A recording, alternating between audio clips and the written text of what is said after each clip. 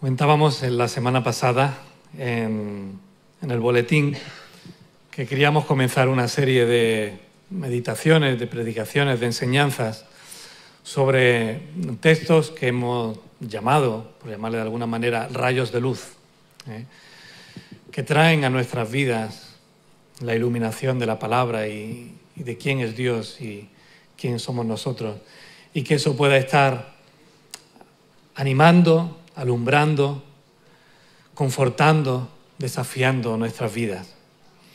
Hermanos, la palabra del Señor es tan rica, es tan rica. A veces podemos caer en el error de limitarnos a una serie de enseñanzas, a nuestro pasaje favorito, a nuestro libro, a nuestro, no sé.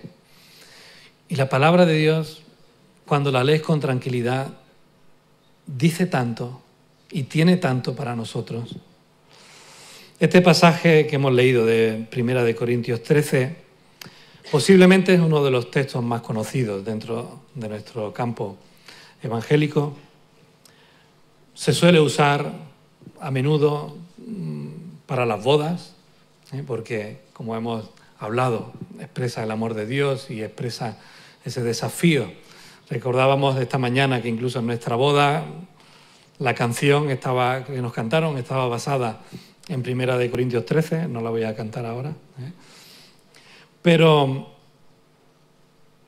cuando nos paramos a estudiar la palabra del Señor con tranquilidad, con sosiego, e intentando de buscar el mensaje profundo que tiene para cada uno de nosotros, suele pasar que limitamos también los textos a esos contextos propios que nosotros hemos puesto. Y cuando vamos a 1 Corintios 13, hermanos, Pablo no está oficiando una boda. No es un texto que encontremos en nuestras Biblias, texto que tenéis que usar cuando tengáis una unión matrimonial. Y entonces Pablo habla acerca del amor. Muy al contrario, Pablo está intentando guiar a la iglesia en Corinto a descubrir y a recordar la esencia del excelente amor de Dios para cada uno de nosotros, y además lo hace por algo. Hay un elemento exegético, interpretativo de la palabra que nunca podemos olvidarnos. Y es que cuando especialmente las cartas son dirigidas a una iglesia o a una persona, siempre hay un porqué detrás. Empezamos a estudiar el Evangelio de Marcos en el discipulado, y en la primera clase de introducción dijimos, todo parece indicar que Marcos está escribiendo su Evangelio para unos destinatarios concretos, en un momento concreto y con una finalidad concreta. ¿Recordáis? No voy a hacer el examen ahora. Exactamente lo mismo ocurre con la primera carta de Pablo a los Corintios. ¿Por qué escribe Pablo esa carta? ¿Y por qué llega un momento en el que tiene la necesidad de hablar del amor en esos términos? Pues me gustaría en esta mañana que pudiéramos hacer juntos ese ejercicio de reflexión. Y como no suele ser muy habitual, sí, en esta mañana os voy a pedir que tengáis vuestras Biblias preparadas, que la abráis en 1 Corintios capítulo 1. Adolescentes, grupo de squad, ¿tenéis vuestros móviles preparados? ¿Sí? Les he mandado tarea para que puedan estar haciéndola en el móvil. Así que hoy tienen excusa, No penséis que están haciendo otra cosa. Están ahí juntos y con sus notas y su guía ahí delante.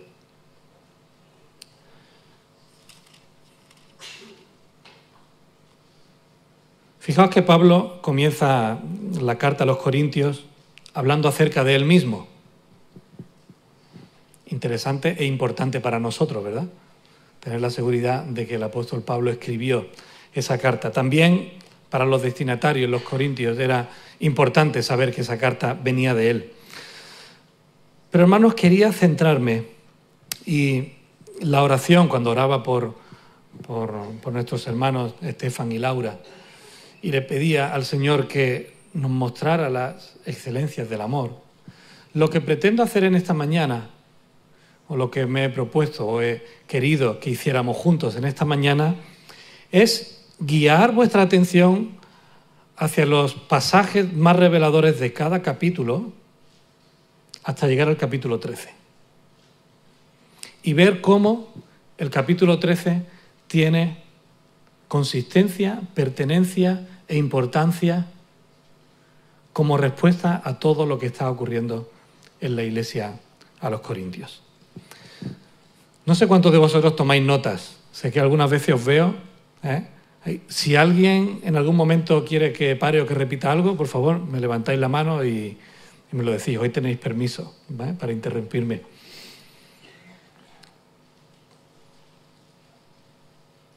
Capítulo 1, versículos del 4 al 9.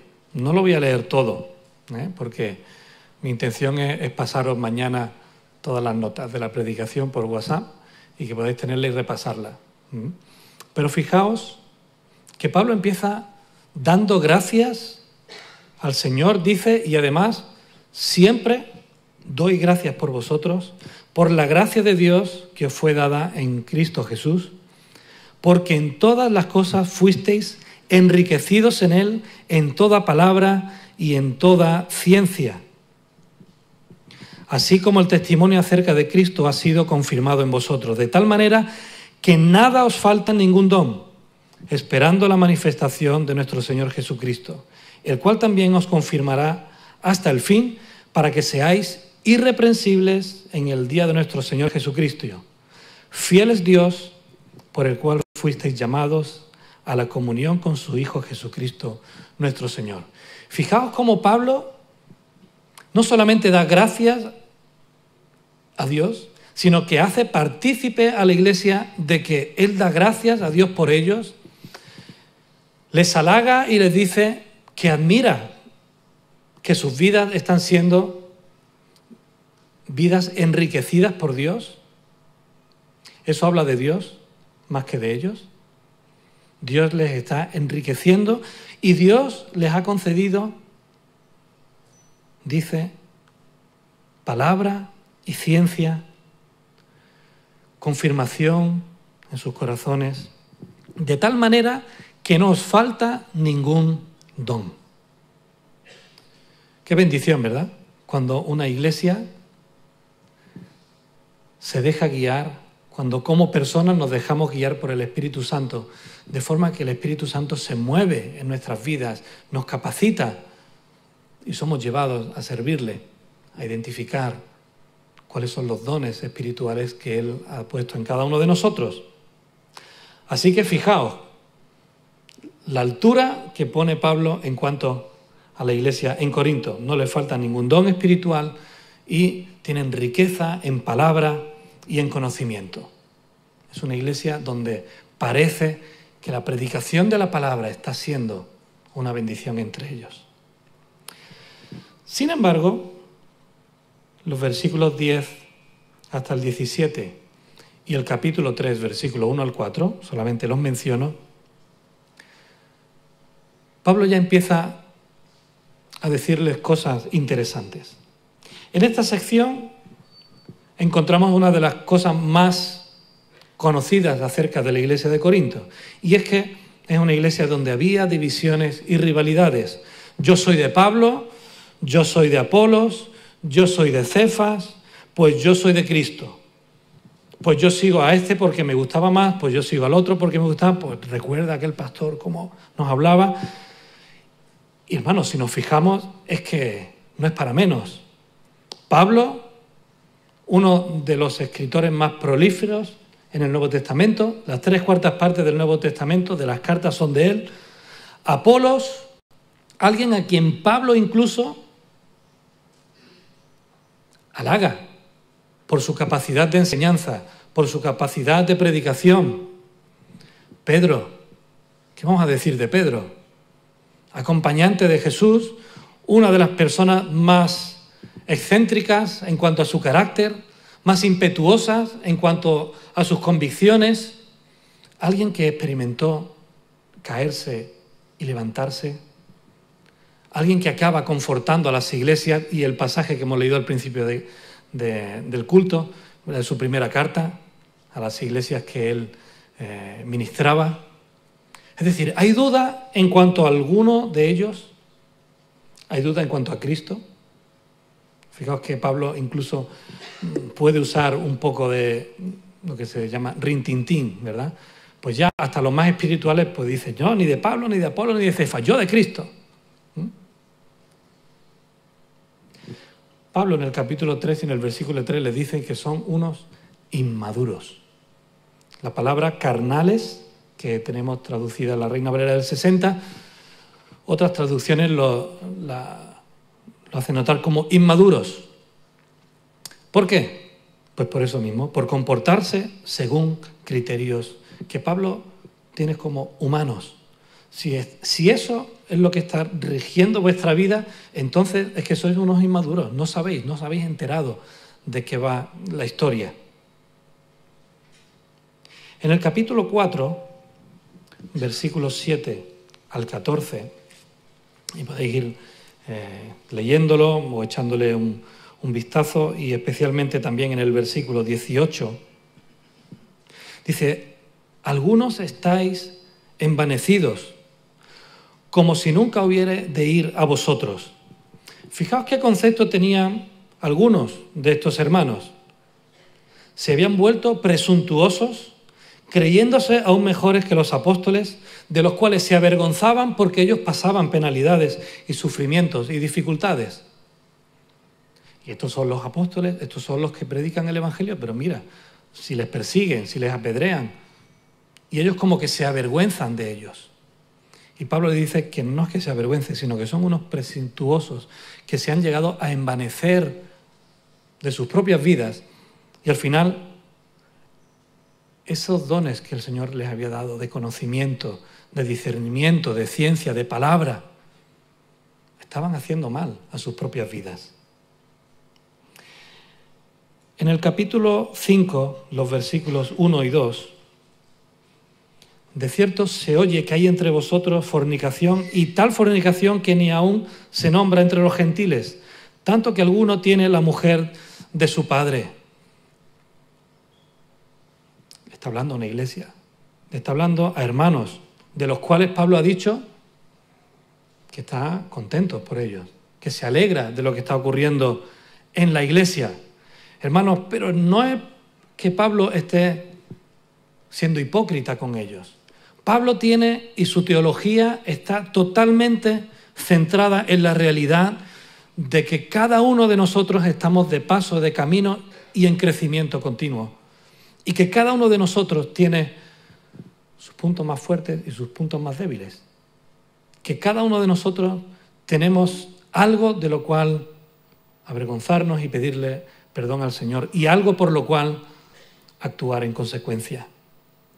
Pablo sabe que la perfección absoluta la tendremos cuando estemos en la presencia del Señor. Pablo no les está reprochando el hecho de que haya pecado en la iglesia. Pablo lo que está es tocando el fondo de cuál es la actitud ante el pecado. Y fijaos que aquí le dice que ellos estaban tolerando que cristianos cometieran graves inmoralidades sexuales. Y no solamente tolerándolas, sino que en algún momento en este capítulo 5 parece que hasta se alegraban o decían, pues mira lo que pasa en mi iglesia, mira que hasta que este hermano, pero no como un reproche, sino como algo que parecía que estaba bien. El capítulo 6 apunta a otra cosa totalmente diferente. Parece que en la comunidad había hermanos que tenían pleitos entre ellos y que no eran capaces de solucionar. Y como no eran capaces de solucionarlos entre ellos, iban y se enjuiciaban en el aspecto de denunciarse unos a otros ante los magistrados de la ciudad para que alguien de fuera de la comunidad pues pusiera orden a algo que ocurría dentro de la comunidad. Y Pablo le dice, pero es que no hay nadie entre vosotros que sea lo suficientemente imparcial y espiritual para mediar. Es que tenéis que ir fuera de la iglesia a llevar vuestros litigios. En el capítulo 8 hay otro conflicto más. El conocimiento, hemos dicho antes, que les había envanecido, Y Pablo aquí ya empieza a apuntar al fondo de una cuestión. Estos hermanos sabían mucho, pero estaban amando poco. No estaban siendo sensibles al mal testimonio que estaban dando cuando los recién convertidos, las personas que llegaban al conocimiento del amor de Dios y que empezaban a caminar, los que en algún lugar se denominan como débiles en la fe, pues los que no eran débiles en la fe no estaban prestando atención a que en su libertad podían ser de caída para otros hermanos. ¿Sabéis que el contexto es el de comer carne sacrificada a los ídolos? Pues había hermanos que decían, pero si yo sé que eso no contamina, porque lo que contamina al hombre, como Jesús dijo, ¿recordáis? Es lo que sale de su boca y no lo que entra. A mí me da igual que haya sido sacrificada a los ídolos, pero a mí no me hace mal. ¿Qué causaba eso en las personas que estaban acostumbradas a sacrificar su carne a los ídolos y ofrecérsela como muestra de gratitud, como muestra de compromiso, como muestra de... No le estaban dando buen testimonio, estaban creando un sentir de que todo vale, no pasa nada, y los que eran débiles en la fe se confundían y decían, pero entonces, ¿qué pasa aquí? Esta gente hace lo mismo que nosotros. Si están comiendo y participando de lo que a los ídolos se les da. Y Pablo les dice, si realmente sois maduros, mirad a vuestro alrededor y fijaos que con vuestra libertad estáis siendo motivo de escándalo. La conciencia limpia, pero cuidado que la conciencia limpia no dé lugar para hacer tropezar a otros. En el capítulo 9, aquí encontramos el por qué Pablo empieza la carta hablando de él mismo, de quién es, de su ministerio y de otras tantas cosas. Y es ni más ni menos porque algunos estaban cuestionando al mismo Pablo. Cuestionaban incluso de que tuvieran que ayudarle, a sostenerle. Cuestionaban el trabajo que había hecho entre ellos, de tal forma que Pablo hasta llega a alegrarse de que no ha bautizado a ninguno de ellos. Dice, menos mal, porque si no... Pablo les advierte en el capítulo 10 que cuidado porque hay la posibilidad de que alguno, creyendo estar firme, creyéndose estar libre de todo pecado, puedan cometer, fijaos las cosas que él menciona en el capítulo 10, versículos 12 y 13, idolatría, inmoralidad sexual, poniendo a prueba a Dios o murmurando contra él. ¿Por qué les dice esto? Por la actitud del corazón. Si no tenéis una actitud correcta delante de Dios, cuidado, porque esa actitud puede haceros caer en cualquiera de estas cosas. Así que Pablo en este capítulo tiene esa palabra de advertencia. Y en el capítulo 11, fijaos, ya estamos llegando, en el capítulo 11 se demuestra que todo eso no solamente afectaba a algunas personas, sino que al final, como solemos decir y recordar, la santidad personal afecta a la santidad de la Iglesia. Lo que ocurre en tu vida, tu falta de santidad, va a influir negativamente en el conjunto de la Iglesia. Ellos, cuando se reunían, en el versículo 17, Pablo les llega a decir, cuando reunís, vuestras reuniones traen más perjuicio que beneficio. Qué triste, ¿verdad? Que la Iglesia se reúna y que cuando saliéramos de aquí, saliéramos peor de lo que hemos entrado, por la forma en la que hemos celebrado nuestro culto. Había descontrol total a la hora de celebrar la Santa Cena, la Cena del Señor, y por eso Pablo les enseña. ¿Recordáis? El próximo domingo la celebraremos y seguramente leeremos 1 Corintios 11. Es el pasaje clave, típico, porque ahí Pablo le dice, yo he recibido lo que fue enseñado a través de los apóstoles, que el Señor, el último día, estaba sentado en la Pascua, ¿recordáis? Se sentó con sus discípulos, repartió y les dijo: este es mi cuerpo que por vosotros es partido, haced esto en memoria de mí. Y que también repartió la copa y les dijo: este es el nuevo pacto en mi sangre. Haced esto todas las veces que la bebiereis en memoria de mí. Y después la coletilla, ¿la recordáis? Porque os digo que todas las veces que bebiereis esta copa y comiereis este pan, la muerte del Señor anunciáis hasta que Él venga. Así que examínase cada uno a sí mismo. Eso tiene que ver con cómo estaban celebrando ellos las comidas, la cena del Señor. ¿Y cómo lo hacían? Pues cada uno descuidaba y menospreciaba a los demás. Es más, habían convertido ese acto en una comida fraternal donde los más pudientes terminaban o en medio de su celebración comían, pero había hermanos que no tenían tanto, que estaban pasando necesidad y que simplemente eran espectadores de cómo los demás comían. Es decir, había además un descuido y un desprecio hacia los hermanos necesitados de la comunidad. El capítulo 12 es otro capítulo en el que posiblemente hablaremos, es otro rayo de luz. Porque el capítulo 12, Pablo, igual que hace en Romanos 8, igual que hace en Efesios capítulo 4, habla acerca de cómo Dios ha repartido dones a la Iglesia. Y ha puesto a cada uno en su lugar. Y a cada uno nos ha dado de su amor y nos ha manifestado de su gracia. ¿Para qué? Para que seamos parte de un cuerpo donde cada uno aporta su granito de arena para hacer crecer la obra del Señor. A unos se les ha dado el don de profecía, a otros se les ha dado el don de presidir, a otros el don de tener misericordia, a otros el don de enseñanza. Y Pablo dice, y todo eso bien organizado por Dios y por el Espíritu Santo. ¿Sabéis por qué Pablo tiene que hablar acerca de esto? Porque a ellos les tuvo que decir, y en el capítulo 14 lo vemos, vosotros estáis ambicionando los mejores dones. ¿Es que hay dones mejores que otros? Pablo ha enseñado que no, que cada uno tiene su lugar y que todos somos iguales, pero ellos pensaban que había dones que eran mejores.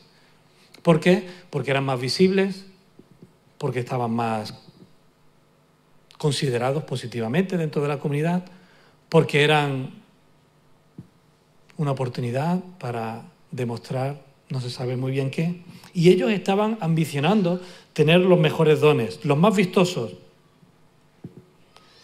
pero no para la edificación de la Iglesia, sino para el orgullo propio. De modo que cuando llegamos al capítulo 14, ¿de qué tiene que hablar Pablo? Del don de lenguas. Y les dice, pero es que habéis convertido algo personal en un desconcierto. Aquí cada uno habla y dice lo que dice sin que haya alguien que interprete. Así que, hermanos, mejor es una palabra de cordura que 1000 sin cordura que pueda ser de escándalo para los demás. Fijaos qué resumen. Este es el resumen de la carta a los Corintios. Qué iglesia, ¿verdad? Si pusieran un currículum y una solicitud de trabajo, a ver qué pastor se atrevía a ir allí. Pues ¿sabéis una cosa, hermanos? Esta es nuestra realidad de día a día. Porque la iglesia tenemos que entenderla más como un hospital donde todos venimos a sanarnos que un club social donde venimos a mostrar lo buenos que somos y lo bien que vivimos cada uno de nosotros. Al menos así me gusta verla a mí. Porque creo que es una imagen viva de la necesidad que todos tenemos del Señor y que cada uno, yo quiero entender que todas las personas no estaban haciendo todo lo que Pablo ha dicho en el resumen de su carta, sino apaga y vámonos. Pero Pablo está diciendo, algunos estáis batallando con esto, otros tenéis estos problemas y tal, pero como iglesia, fijaos, qué resumen. Precisamente por todo eso Pablo tiene que hablar del amor. El capítulo 13 no está ahí por casualidad. Y ahora sí os voy a pedir que vayamos al capítulo 13 de nuevo. ¿Por qué dice Pablo que si yo hablase lenguas humanas y angélicas y no tengo amor, vengo a ser como un metal que resuena o un címbalo que retiñe. Me iba a traer un platillo o podemos coger alguno de los de la batería, pero mi cabeza sufriría, ¿eh? ¿Qué pasaría si Gerson se pone, o Isaac se pone, o Eduardo se pone aquí delante y empieza a pegarle palazos a alguno de los platillos? ¿Sonaría bien? ¿Hacemos la prueba? No, me decís no, vale, lo agradezco. Es que no suena bien. Es que eso no nos trae ningún bien a ninguno de nosotros, ¿verdad? Pues hermanos, ese versículo, si tuviese profecía y entendiese todos los misterios de toda ciencia y tuviese toda la fe de tal manera que trasladase los montes y no tengo amor, nada soy, Pablo está apuntando al comienzo de la carta. Tenéis un montón de dones, el Señor os ha bendecido con toda riqueza espiritual. La profecía, la enseñanza, la palabra de Dios está tan presente en vuestras vidas. Pero hermanos, si no tenéis el amor suficiente para hacer que eso sea de edificación para la iglesia, de nada sirve. De nada sirve. Porque no se trata de tener dones, se trata de usarlos con amor. Si no actuamos, hermanos, con amor, de nada sirve lo que hagamos.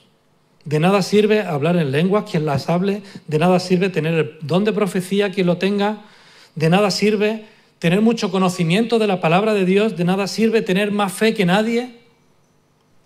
Y algunas veces no hemos escuchado gente gloriándose de eso. Predicadores que salen a la palestra, y bromeábamos anoche, y falta que salga el humo, ¿eh? Que venga en una tirolina y caiga aquí delante y aquí venimos a impresionar. Hermano, es que no se trata de eso. No se trata de querer mostrar lo que por otra parte no es nuestro, sino que el Señor nos ha dado. Sino que se trata de bendecirnos unos a otros a través de lo que Dios nos ha dado a cada uno. Sé más que nadie de la Biblia, soy el mejor maestro, soy el mejor no sé qué. Tengo más fe que otros y hay que ver que, mira que los demás se echan atrás, pero yo con la fe tiro para adelante. ¿De qué sirve eso si es un reproche más que una bendición para los demás? Por eso Pablo, creo, que habla de este aspecto. Y si repartiese todos mis bienes para dar de comer a los pobres, y si entregase mi cuerpo para ser quemado y no tengo amor, de nada sirve. ¿De qué sirve que Pablo les llame la atención porque están descuidando a los hermanos que menos tienen y que después puedan hacerlo con la motivación no correcta? ¿Pensáis que se puede ayudar y cuidar a los demás con motivaciones que no sean las del amor?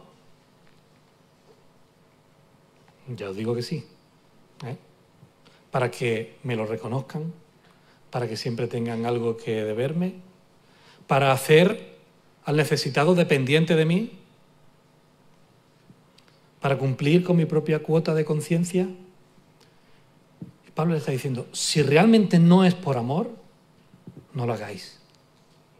Porque a la larga va a ser más perjudicial para las personas que si lo hacéis con una motivación correcta.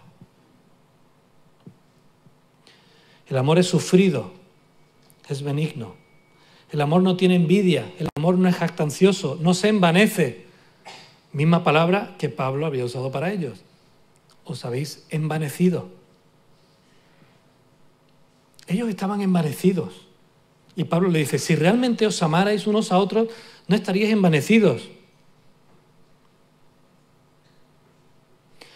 Sufriríais las afrentas de vuestros hermanos. Sufriríais con tal de hacer crecer a los débiles. Os comportaríais bien entre vosotros. No iríais a los tribunales. No estaríais envidiando unos a otros. Si yo sigo a este, o si yo sigo a aquel, o si aquel me gustaba más, o si este predicaba mejor. No se jactaban, jactanciosos, misma palabra que usa en el capítulo 6, cuando les reprende acerca de la inmoralidad sexual. ¿O estáis jactando de que entre vosotros se cometen esos pecados? Y Pablo dice, si realmente amáis al hermano que está cometiendo eso, le reprenderíais y pondríais su vida en orden y no os estaríais jactando de esa actitud. No hace nada indebido, versículo 5, no busca lo suyo, no se irrita, no guarda rencor. De nuevo, una aplicación clara y directa a los problemas que había entre algunas personas en la iglesia. No se goza de la injusticia, mas se goza de la verdad. Hermanos, no podemos alegrarnos de cosas que sean injustas. Si alguna vez hemos tomado decisiones injustas, el amor de Dios tiene que guiarnos a ser conscientes de ellas y a restituirlas, sea cuales sean. Se trate de quien se trate, nos cueste lo que nos cueste. Tenemos que ser maduros, incluso para dejarnos y decir, me equivoqué. No lo traté o no la traté como debía haberla tratado. Como iglesia tomamos esta decisión, pero metimos la pata tremendamente. Bueno, si realmente el amor de Dios está en nosotros, hay cosas, incluso cosas del pasado, que tienen que ser cambiadas o restituidas. No se goza de la injusticia, más se goza de la verdad. Todo lo sufre, todo lo cree, todo lo espera, todo lo soporta. Hermanos, esto no es una carta blanca para decir, no, tú tienes que sufrir porque la palabra dice que tienes que sufrirlo todo. Así que si alguien te está haciendo mal, súfrelo. No, al contrario. Si alguien te está haciendo sufrir, la palabra te anima a que evalúes cuál es el amor que tienes hacia esa persona y que si realmente la amas, pues bueno, vas a sufrir también. ¿Quién no ha sufrido en el amor? ¿Quién no ha sufrido en el amor? Creo que todos hemos sufrido en el amor, en el de pareja, en el de padres a hijos, en el de hermanos en la fe y en el de hermanos carnales. Todos hemos sufrido alguna vez. Porque si no has sufrido, es que realmente no amabas. Si alguien te ha hecho algo y te ha importado poco, si alguien te ha dicho algo y no te ha importado, es que realmente no hay amor detrás de él. Cuando realmente sufres es cuando alguien al que amas te traiciona. Cuando realmente sufres es cuando alguien en el que confías te apuñala. Cuando alguien a quien amas sufre y tú sufres con él. Entonces, ¿por qué hay amor de Dios ahí detrás? El amor nunca deja de ser. Y es que no puede ser de otra forma. Hermanos, la fe y la esperanza son fe y esperanza porque Dios ha demostrado su amor por nosotros. Si Dios no demuestra su amor por nosotros, no hay fe. Si no tenemos la seguridad y la conciencia de que un día vamos a estar disfrutando de su amor por la eternidad, no hay esperanza. Por eso Pablo dice, abundad en el amor. Dejad de enfrascaros en quién tiene más fe que nadie. Porque al final, tú y yo, lo que vamos a vivir es en amor por la eternidad con Dios. Así que irlo practicando, irlo poniendo en práctica, porque después lo que nos falta es la eternidad.